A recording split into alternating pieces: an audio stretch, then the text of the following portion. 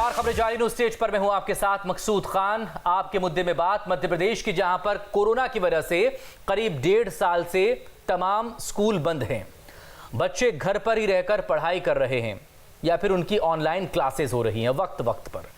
अब सरकार ने निजी स्कूलों से कहा है कि वो सिर्फ ट्यूशन फीस ही वसूलें तमाम अभिभावकों से, लेकिन निजी स्कूलों को सरकार का ये फैसला रास नहीं आ रहा। तो चर्चा आज इसी मसले पर हम करेंगे। तमाम खास लोग हमारे साथ जुड़ेंगे, लेकिन पहले ये रिपोर्ट। मध्य प्रदेश में अब सरकार और निजी स्कूल संचालकों में तकरार बढ़ती जा रही है। सरकार ने दो टूक कह दिया है कि कोरोना काल में स्कूल बंद रहे, लिहाजा बच्चों से सिर्फ ट्यूशन फीस ही ली जाए। तो दूसरी तरफ निजी स्कूल संचालक अब हड़ताल के संकेत दे रहे हैं। आगे बढ़ने से पहले स्कूल संचालकों की मांग क्या है, ये बताते हैं। सिर्फ ट्यूशन फीस लिए जाने का आदेश बदला जाए, कक्षा 9वीं से 12वीं तक के स्कूल खोलने की अनुमति मिले, महामारी के दौर में निजी स्कूलों को राहत पैकेज दिया जाए, बिजली बिल माफ हो और बैंक ब्याज भी वसूला ना जाए, सरकारी स्कूलों में बिना टीसी के ही एडमिशन नहीं दिया जाए, सरकार प्राइवेट स्कूल संचालकों के साथ मिलकर स्कूलों से जुड़े फैसले ले, माशिम से संबंधित स्कूलों का नवीनीकरण 5 साल के लिए हो, आरटीई के तहत एडमिशन लेने वाले बच्चों की बकाया फीस सरकार दे, स्कूलों को संपत्ति कर, वाहनों के रोड टैक्स, परमिट शुल्क में राहत मिले। बीच का रास्ता ये निकाला था कि आप सिर्फ ट्यूशन फीस अकेली लें, बाकी अनदर जो फीस लगती है वो ना लाएं।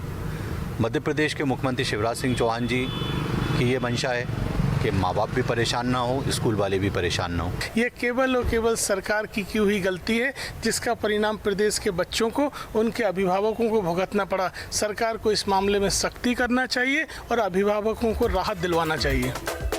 अब ये जानते हैं कि मध्य प्रदेश में औसतन निजी स्कूलों में फीस कितनी है। नामांकन शुल्क के लिए 50,000 रुपए, शिक्षण शुल्क के लिए 60,000 रुपए, तो रीएडमिशन फीस के लिए 5,000 रुपए लिए जाते हैं। हालांकि सिर्फ इतना खर्च कर देने से भी बात नहीं बनती, क्योंकि निजी स्कूलों में ट्यूशन फीस के अलावा भी कई ऐसे खर्चे हैं जो कई बच्चों के अभिभावकों की पहुंच से बाहर हैं। जानकारी के मुताबिक एमपी में निजी स्कूलों में स्कूल एसेंशियल के लिए 16,000 रुपए, नेवियंस प्रोग्राम जैसे एनसीसी, एनएसएस के लिए 1,100 रुपए, लेबोरेटरी चार्ज के लिए 4,000 रुपए लिए जाते हैं, तो बस शुल्क के नाम पर 20,000 रुपए, मेस शुल्क के लिए 15,000 रुपए, यूनिफॉर्म के नाम पर 5,000 रुपए, कॉपी किताब के लिए 5,000 रुपए, जूते मोजे के लिए 1,500 रुपए वसूले जाते हैं, तो लंच बॉक्स के लिए 500 रुपए, बेल्ट और टाई के लिए 300 रुपए, पानी के बोतल के लिए 200 रुपए, स्कूल बैग के लिए 500 रुपए चार्ज किए जाते हैं। इस तरह ये खर्चा करीब करीब 70,000 रुपए के आसपास बैठ जाता है। तो निजी स्कूलों के अन्य खर्चों से आप अंदाजा लगा सकते हैं कि कोरोना काल में जब स्कूलें बंद हैं, तो फिर क्यों सरकार ये कह रही है कि फिलहाल सिर्फ ट्यूशन फीस ही ली जाए। बहरहाल फिलहाल जरूरी ये है कि निजी स्कूल संचालकों और सरकार के बीच बातचीत के जरिए कोई रास्ता निकले, क्योंकि सवाल छात्रों के भविष्य का है। Team news state. और इस अहम मसले पर बात करने के लिए इस वक्त हमारे साथ अमित जैन जुड़ गए हैं। आप पीआरओ हैं निजी स्कूल संघ के। बहुत स्वागत है आपका अमित जी। पॉलिटिकल गेस्ट में हमारे साथ बीजेपी की तरफ से आशीष अग्रवाल जी जुड़ चुके हैं। कुछ ही देर में उम्मीद है कांग्रेस प्रवक्ता भूपेंद्र गुप्ता जी भी हमारे साथ जुड़े। बहुत स्वागत है आशीष जी आपका। शुरुआत अमित जी आप ही से करते हैं। जब स्कूल बंद है पिछले 1.5 सालों से, फिर आप ट्यूशन फीस देने का या आपकी तरफ से लेने का अगर सरकार कह रही है, तो आप उसमें राजी क्यों नहीं हो रहे हैं? उसमें क्या परेशानी है आपको? मुख्य परेशानी ये बिल्डिंगों में ताले लगे लेकिन स्कूल चालू है। आज ऑनलाइन क्लासेस हो रही हैं, सारी तरह की क्लासेस हो रही हैं। आप कोई भी एक्सपेंसेस उठा के देख लीजिए, कोई भी खत्म नहीं हुए। चाहे वो बिजली का बिल हो, हमें देना पड़ रहा है, मिनिमम चार्जेस है वो देना पड़ रहे हैं। सारे जो हम लोगों के, क्योंकि लोग ज़्यादा सैंक्शन रहते हैं, अकॉर्डिंग टू नॉर्म्स रहते हैं, तो उनके बिल्स आ रहे हैं हमारे पास, जो फिक्स चार्जेस है वो आ रहे हैं। हमारे को डाइवर्जन फीस अगर एप्लीकेबल है वो देना पड़ रही है, म्यूनसिपल फीस देना पड़ रही है।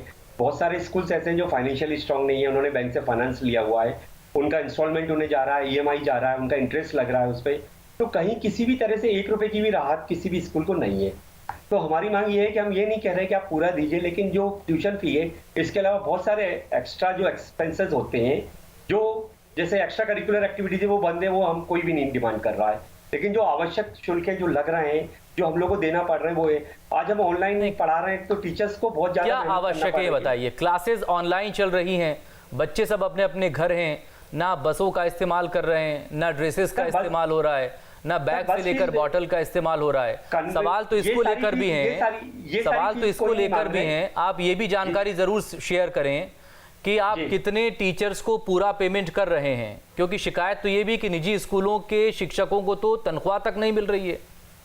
नहीं, कुछ स्कूल हो सकते हैं। आप बात करो, हमारे यहाँ मैं सिर्फ ग्वालियर की बात करना चाहूंगा। अभी 4 दिन पहले ही डिस्ट्रिक्ट एजुकेशन ऑफिसर का लेटर आया, उसने हमसे सारा डिटेल्स मांगा कि आपने कितना सैलरी दिया है और किस तरह से ऑनलाइन क्लासेस लगाई है, सारा हमने दिया है उनको, सारे विद एविडेंस दिया है हमने उनको।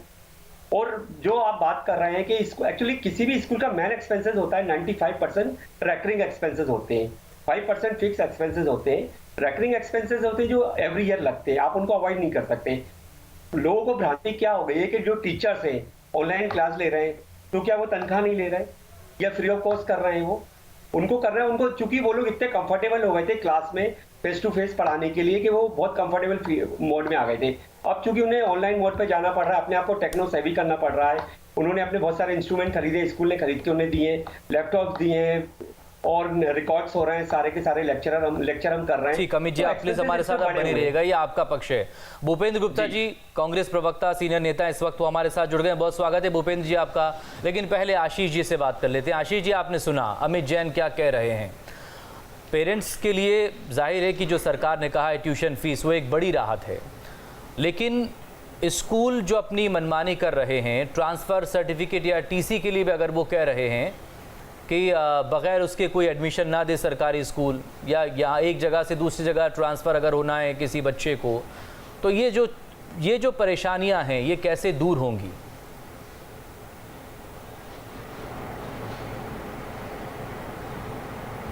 देखिए, मध्य प्रदेश में कोई मनमानी नहीं होगी, ये शिवराज सिंह जी की सरकार है।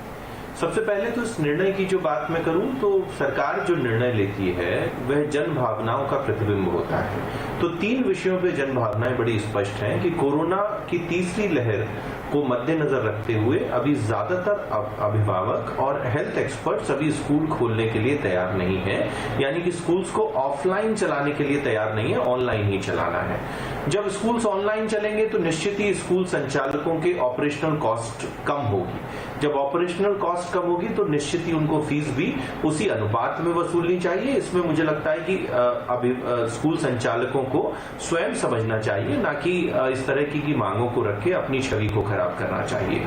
तीसरा विषय, इस कोरोना के समय में जब हर व्यक्ति एक आर्थिक बोझ से परेशान है तो इस सत्र में कोई भी फीस नहीं बढ़ाई जाए, यह मध्य प्रदेश सरकार स्पष्ट कर चुकी है। तो इन तीनों विषयों को मुझे लगता है कि स्कूल संचालकों को स्वीकार के, जिस तरह से समाज के सभी वर्ग ने इस कोरोना से लड़ने में अपनी भूमिका अदा की है, वे भी अदा करें। समाज के हर जो दूसरे व्यापारी वर्ग हैं उन्होंने भी अपने अपने स्तर पर जो एब्जॉर्प्शन किया है वो इन लोगों को भी करना चाहिए। और कोई टकराव की स्थिति नहीं है मकसूद जी, सरकार से स्कूल संचालकों ने अपनी बात रखी है तो निश्चित ही संवाद स्थापित करके जो भी कंफ्यूजन से वो दूर किए जाएंगे और आम अभिभावक पे कोई दुष्प्रभाव ना पड़े आर्थिक। और दूसरी बात, बच्चों की ऑनलाइन एजुकेशन चालू रहे, इस बात का पूरा प्रबंध मध्य प्रदेश सरकार करेगी। लेकिन पिछले 1.5 साल में हमने जो देखा है आशीष जी, वो भी तो किसी से छिपा नहीं है। उस दौरान भी अभिभावकों को सड़क पर उतरना पड़ा था इसलिए कि उन्हें परेशान किया जा रहा था फीस के लिए। तब जाकर सरकार को ये कहना पड़ा कि आप सिर्फ ट्यूशन फीस ही वसूल सकते हैं।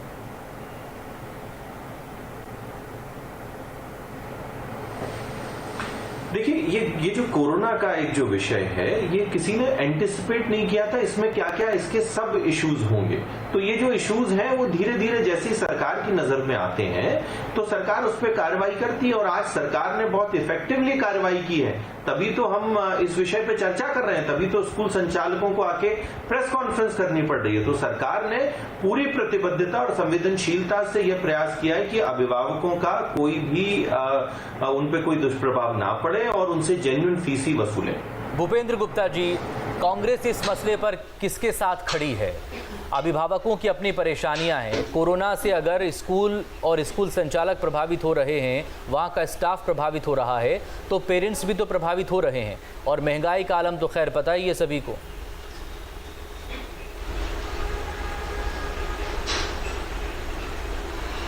देखिए, हम जो है दोनों की परेशानियों को समझते हैं और जनता जो मांग रही है, पालक जो मांग रहे हैं वो बिल्कुल सही मांग रही है। और इन्हीं पालकों से तो जो है इनकी सरकार के मंत्री जी कह रहे थे कि जाओ मरो तो हमें क्या करना है। तो ये जो दूसरी बात है कि ये स्कूल का जो एक विषय है ये बिल्कुल सही है कि वो फिक्स चार्ज भर भर के भी बिजली का बिल लाखों रुपए में आ रहे हैं, वो कहाँ से उसको मैनेज करें। सरकार को तो जो है हर चीज में मुनाफाखोरी चाहिए। उसको सरकार इनसे तो कह रही है स्कूल वालों से कि जनता के ऊपर बर्डन है, आप छोड़ दीजिए। छोड़ना चाहिए, हम भी कह रहे हैं छोड़ना चाहिए, लेकिन आप तो पेट्रोल में नहीं छोड़ रहे हो, आप तो डीजल में गला कस के मसक रहे हो लोगों का, आप तो बिजली में नहीं छोड़ रहे हो, आप तो दूध में नहीं छोड़ रहे हो। कौन सी चीज सरकार ने छोड़ी है जो सरकार का गला, जनता का गला दबाने में? प्रॉपर्टी टैक्स तक बढ़ा दिए आपने, जो है कलेक्टर गाइडलाइंस बढ़ा दिए। ये जो लूटखोरी मचा रखी है सरकार ने, तो ये आप खाओगे मलाई और दूसरे से कहोगे छाछ पियो, ये बात जो है ये समझ की नहीं है ना। सरकार चाहती है कि राहत पहुंचाना अगर जो है पालकों को मिलनी चाहिए। क्यों? क्योंकि वो भी बेचारे फुकलेट हो चुके हैं अस्पतालों के बिल पटा पटा के। तो आप जो है उन्हें भी तो राहत दीजिए, स्कूल वालों को, उन्हें तो आप राहत दे नहीं रहे और उनसे कह रहे हैं कि आप तो साहब जो है करिए। आप कल्पना करिए ये किस तरह की जालिम सरकार है कि ये फैक्ट्री वालों से कह रही थी फैक्ट्री बंद रखो, 3 महीने की आपको तनख्वाह फ्री देना पड़ेगी अपने मजदूरों को और बिजली का बिल 5 घंटे का भी माफ नहीं होगा। आप जो है लोहे की जो इंडस्ट्रीज हैं, जो रोलिंग मिल्स हैं, उनमें 20-20, 30-30 लाख रुपया बिल आता है बिजली का। कल्पना कीजिए अगर 3 महीने एक आदमी अपनी फैक्ट्री बंद रखता है, 1 करोड़ रुपया बिजली का बिल उसको भरना है।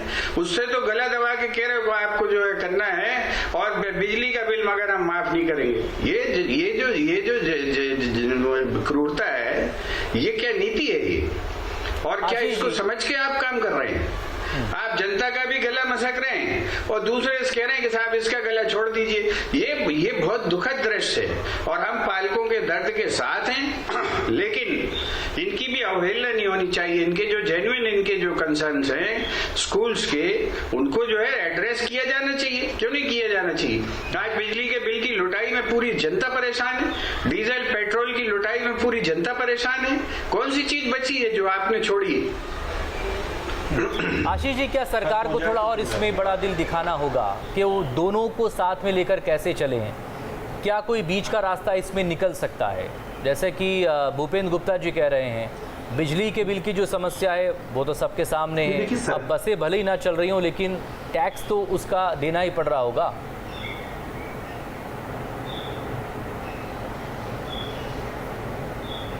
देखिए, सरकार तो बड़े दिल से ही काम करती है और बड़े दिल से जब काम करती है तभी जनता हमें 18 साल बाद भी मत प्रतिशत में आगे रखती है।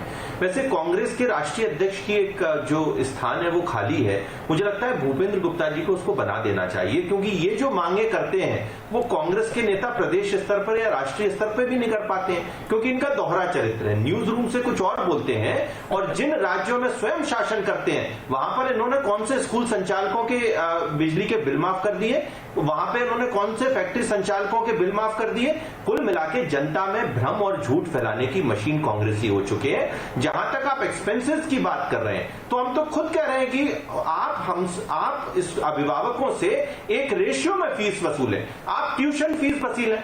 ट्यूशन फीस का मतलब ही है कि जितना आप एक्सपेंसेस अपनी टीचर को सैलरी में और मिनिमम एक्सपेंसेस पे कर रहे हैं, जब आप ऑफलाइन मोड में कंडक्ट नहीं कर रहे हैं तो आपके ऑपरेशनल कॉस्ट कम होगी। ऑपरेशनल कॉस्ट कम होगी तो आपको कैसी पूरी फीस वसूलने की हम बात कर सकते हैं? तो कांग्रेस की बातों में नहीं आना चाहिए। ये दोहरे चरित्र के लोग हैं, अपने शासित राज्यों में कुछ और करते हैं और जहां पर विपक्ष में होते हैं वहां पर भ्रम फैलाते हैं।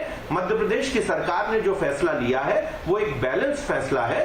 स्कूल संचालकों को स्वयं आगे बढ़ के, क्योंकि मुझे लगता है कि जैसी बच्चों की वैक्सीन आएगी या तीसरी कोरोना की लहर से जब हम कामयाबी से पार पा लेंगे तो स्कूल खुलेंगे, उसके बाद वे स्वतंत्र अपने तरीके से हैंडल करने के लिए।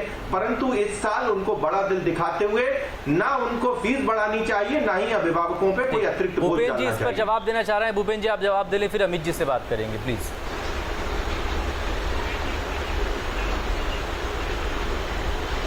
कि विश्व के नंबर 1 झोटेले जो है, इनसे पूछें कि छत्तीसगढ़ में बिजली की दरें क्या है और राजस्थान में बिजली की दरें क्या है, मध्य प्रदेश में बिजली की दरें, ये बता दें। एक रटा हुआ तोते की तरह आए और अपने बोल दिया। दूसरी चीज, बड़ा दिल दिखाने की ये बातें कर रहे हैं, किसमें? दूध तक में तो बड़ा का दिल नहीं दिख रहा है, उसमें ही पैसे बढ़ा दिए। कौन सी चीज में बड़ा दिल दिखा रही सरकार? आज जो है बसों के रेट, बसों के भाड़े बढ़ा रहे हैं, लेकिन कोई दूसरा आदमी मांग रहा है कंपनसेशन तो गला दबा के कह रहे हो कि नहीं तुम बड़ा दिल रखो, तुम्हारे पास तो दिल ही नहीं है। बर्बाद कर दिया इस देश को।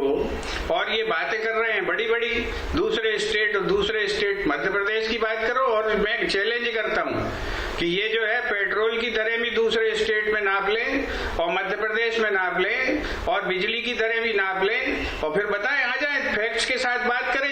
ये डायलॉग बाजी कादिर खान की फिल्में बनाते रहते हैं दिन भर बैठ के, इससे होना जाना क्या है? और आप वर्ल्ड में झोटेलों के रूप में इस्टेब्लिश हो चुके हो। अब दुनिया के अखबारों में भी झोटेलों के रूप में आपका नाम छपता है। ये आपकी जो है टोटल अचीवमेंट है 7 साल की। रोज गोले देना, रोज झूठ बोलना, रोज जो है 20-20, 22-22 लाख के पैकेज दे रहे हैं, आदमी की जेब में 4 आने नहीं पहुंच रहे हैं। ये फर्जीवाड़ा जो है पूरा देश नहीं देख रहा है क्या? मध्य प्रदेश के अभी 4 विधायकों ने लिख कर दिया है कि साहब आप जो घोषणाएं करके आ गए थे, अगर पूरी नहीं की तो हम चुनाव हार जाएंगे। ये लोटन प्रसादों की पार्टी जो 24 घंटे झूठ बोलती, फर्जी घोषणाएं करती, जहां चाहे नारियल फोड़ती, इसके अलावा इनने काम क्या किया? इनसे पूछे सार्थक काम क्या है? 3,28,000 लोग मरे मध्य प्रदेश में 5 महीने के अंदर। ये पूछे इनसे, ये अभी कहेंगे कि 9,000 मरे साहब। ये इनकी समझ है, ये इनका सच्चाई है, ये इनका बड़ा दिल है। इतने बड़े दिल के साथ ये बातें करते हैं, काम करते हैं। ऑक्सीजन दे नहीं पाए, दवाई दे नहीं पाए, इंजेक्शन दे नहीं पाए, व्याभिचार रोक नहीं पा रहे। बड़ा दिल है इनका, इतना बड़ा दिल है कि रोज बलात्कार हो रहा मध्य प्रदेश में। ये बेशर्मी की भी एक इंतहा होती। अच्छे 4 शब्द बोलिए मुंह चबा के, जो इनको ट्रेनिंग दी जाती है, और बस 2-3 अंग्रेजी के उसमें जुमले गुजर लिए, ये समझ रहे हैं दुनिया फतेह कर ली। आशीष जी जरूर इसका जनता जवाब की देंगे। परेशानी देखिए, थोड़ा सा मुझे वक्त जनता दीजिए, की अमित जी से बात परेशानी कर लूं, देखिए, उनसे फिर वो बात जनता अधूरी किस रह तरह से जाएगी। रो रही है। अमित जी, जब ऑपरेशन कॉस्ट नहीं आ रही है और सरकार तो आपसे बात करने को तैयार है, आप अपनी मांगे जो जायज मांगे आप उन्हें रखिए ना, आपको कहाँ सरकार से राहत चाहिए, लेकिन आप जो अभिभावक हैं उन पर आप बोझ क्यों बढ़ाना चाहते हैं? अगर आपकी आमदनी पर आपको नुकसान इसका हो रहा है, ऑपरेशन कॉस्ट तो आपका लग नहीं रहा है, लेकिन बिजली और बाकी खर्चों का जिसका आप जिक्र कर रहे हैं, तो इस कोरोना पैंडेमिक में अभिभावकों की जो आमदनी उस पर भी तो असर पड़ा है ना। लेकिन आपको ट्यूशन फीस देने को तो राजी हैं, वो कहाँ मना कर रहे हैं? मैं कुछ बातों की तरफ आपका ध्यान दिलाना चाहूँगा। मैं इस पार्टी उसमें बीजेपी वर्सेस कांग्रेस के उसमें नहीं उलझना चाहता। देखिए, ऐसा कोई सा ऑपरेशनल कॉस्ट नहीं है जो स्कूल बंद होने से बंद हो गया है। मुझे आशीष अग्रवाल जी बता दें, सिर्फ एक लेबोरेटरी के एक्सपेंसेस हैं वो बंद हो गए, बाकी ऐसा कोई सा भी नहीं है। हमारे पास अगर वाईफाई सिस्टम है तो उसका मंथली बिल जो पहले आता था वही आ जा रहा है, हर तरह का आ रहा है। और जो हम स्टाफ की बात करते हैं, इवन हमारे व्हीकल्स नहीं चल रहे हैं, लेकिन हमारे पास जो परमानेंट ड्राइवर्स हैं, जो हमें सीबीएसई या एमपी बोर्ड के नॉर्म्स के हिसाब से या लेबर लॉ के हिसाब से हमने रखे हुए, हम उन्हें घर नहीं बिठा सकते। ये बस नहीं चल रही है तो आप लोग घर बैठिए। मैं मानता हूँ डीजल नहीं लग रहा है हमारा, लेकिन वो ऑपरेशन वो कॉस्ट हमारी सारी आ रही है, रोटेक्स हमें देना पड़ रहा है, सारे के सारे पैसे लग रहे हैं, बहुत मामूली सा फर्क आ रहा है। तो हम भी ऐसा नहीं चाहते कि पूरी फीस हो, लेकिन तो सरकार से आपकी बात चल रही है ना, सरकार देगी आपको कुछ राहत उसमें? हाँ, वो नहीं दे रही ना। और दूसरी बात जो टीसी का मुद्दा आ रहा है, टीसी का मुद्दा शायद सरकार समझ नहीं पा रही है। टीसी का मुद्दा क्या है कि स्कूलों से अभिभावकों ने फीस नहीं भरी है, ना हमसे संपर्क कर रहा है, उसके बाद वो किसी दूसरे स्कूल में या दूसरे संस्थान में जा रहे हैं और वहां जाकर के वो एडमिशन ले रहे हैं। तो हम लोग इसलिए चाह रहे हैं कि कम से कम उनको ये तो पता चले कि पुराने स्कूल से जहां से आए वहां हमने फीस जमा नहीं करी है। और तीसरा एक मेरा सुझाव है, माननीय आशीष जी बैठे हुए हैं और कांग्रेस के प्रवक्ता भी बैठे, मैं चाहता हूं कि जो सरकार एक एस्क्रो अकाउंट बना ले, हमें अधिकारी नहीं दे कि फीस हम ले, आप खुद हमसे लिस्ट ले लें, हमारे बच्चे ये हैं, हम लिस्ट दे दें, हमारी क्लास में ये फीस स्ट्रक्चर सारा गवर्नमेंट ने अप्रूव करा हुआ, सारे उनके नॉलेज में, उसके हिसाब से वो फीस उनको ट्यूशन फीस देनी है जो देनी है वो अपने पास जमा करा ले और हमें सर्टेन टाइम बाद 1 महीने बाद 2 महीने बाद 3 महीने बाद वो अमाउंट हमें रिलीज कर दे। तो इससे सारा प्रॉब्लम ही खत्म हो जाएगा। हम नहीं चाह रहे कि हम किसी भी अभिभावक से एक्स्ट्रा लें, सरकार जो ठीक समझे वो पैसा अपने पास जमा करवा ले नहीं, अभिभावकों से। लेकिन देखें अब ये सारी चीज़ें तो मैं आपको पढ़ के बता नहीं पाऊंगा, इतना वक्त है नहीं मेरे पास, आखिर के सिर्फ 3-4 मिनट बचे हैं।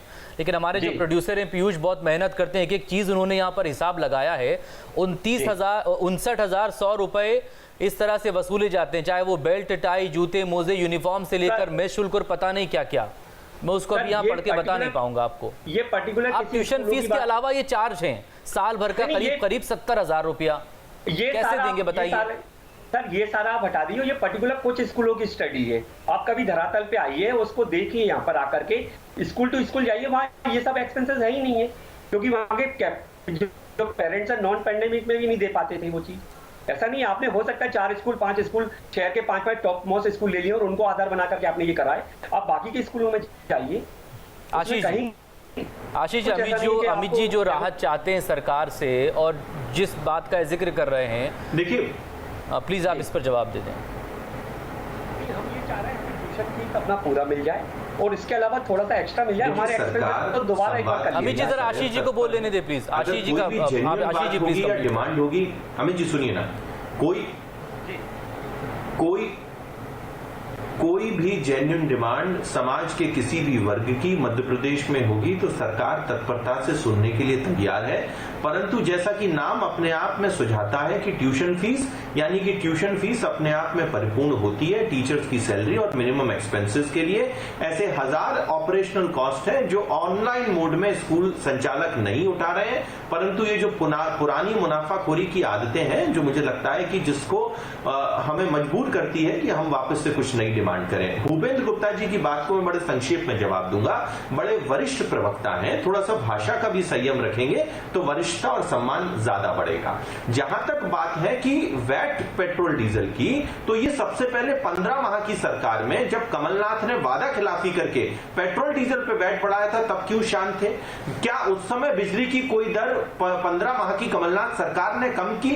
ये तो जब भी विपक्ष में आते हैं जनता में भ्रम फैलाने का प्रयास करते हैं और हम अपने वादों को कितना पूरा करते आए हैं। ये डेमोक्रेसी के ऐसे टेस्ट में हम सदैव सफल होते हैं भूपेंद्र जी। तो कम से कम एक सकारात्मक, एक समालोचनात्मक विपक्ष की भूमिका निभाए। इस तरीके से समाज के हर वर्ग को भ्रम कमलनाथ की सरकार 100 यूनिट बिजली 100 रुपए में दे रही थी 1 करोड़ लोगों को, तुम दे रहे हो तो जरा बताओ। कमलनाथ, अरे बिजली की बात कर रहे हो ना, बताओ 1 करोड़ लोगों को हम 100 रुपए में दे रहे थे 100 यूनिट, तुम कितने में दे रहे हो बताओ जरा। अरे भाई बताओ जरा, ये झूठेले राम की पार्टी जो है आप छोड़ दो, ये सर्टिफाइड झूठ की बातें मत करा करो। आप फैक्ट्स लेके आइए, अरे फैक्ट्स लेके आइए, ये झूठ मत बोले कीजिए। आरएसएस के और बीजेपी के झूठ अब कोई नहीं सुनता है। फैक्ट्स लेके आइए, सोर्स बताइए इसका, जो ये आप फर्जीवाड़ी बातें कर रहे हैं। पेट्रोल डीजल पर आपने वैट बढ़ाया या नहीं बढ़ाया? अरे साहब कोई नहीं पूछ रहा। आपने जो एक्साइज ड्यूटी मोदी जी ने बढ़ाई उसकी चर्चा करिए, कितने बार बढ़ाई है? बढ़ाया मोदी जी ने एक्साइज ड्यूटी कितने बार बढ़ाई है ये बताइए। एक्साइज ड्यूटी पे आ गए। मोदी जी ने एक्साइज ड्यूटी कितने बार बढ़ाई है इसका जवाब दो ना। पेट्रोल डीजल पर आपकी 15 माह की बढ़ाया था नहीं? आप व्याभिचार की बात कर रहे हैं, बताइए कोई समाधान है या नहीं? बढ़ाई एक्साइज ड्यूटी मोदी जी ने एक्साइज ड्यूटी कितने बार बढ़ाई इसका जवाब दो भाई। आप जो तर्क रखते हैं खुद फंस जाते हैं। आपने मोदी जी ने एक्साइज ड्यूटी कितने बार बढ़ाई पेट्रोल डीजल पे, इसका जवाब दो जरा। अरे इसका जवाब दो भाई, पूरा देश भोग रहा है आपकी सरकार ने बढ़ाया नहीं बढ़ाया, पूरे देश के लोग परेशान हैं। आपकी सरकार ने बढ़ाया था, हर आदमी त्राहिमाम कर रहा है और आपके वक्त इतना ही है, वक्त इतना ही है। छोटे से ब्रेक के लिए रुकना होगा। बहुत शुक्रिया आप सभी लोगों का यहाँ आकर बात करने के लिए। सवाल ये कि बीच का अगर कोई समस्या है तो वो उसका समाधान कब निकलेगा और कैसे निकलेगा, नजरें हम बनाकर रखेंगे इस पर। छोटे से ब्रेक के बाद छत्तीसगढ़ की बात करेंगे। बहुत शुक्रिया।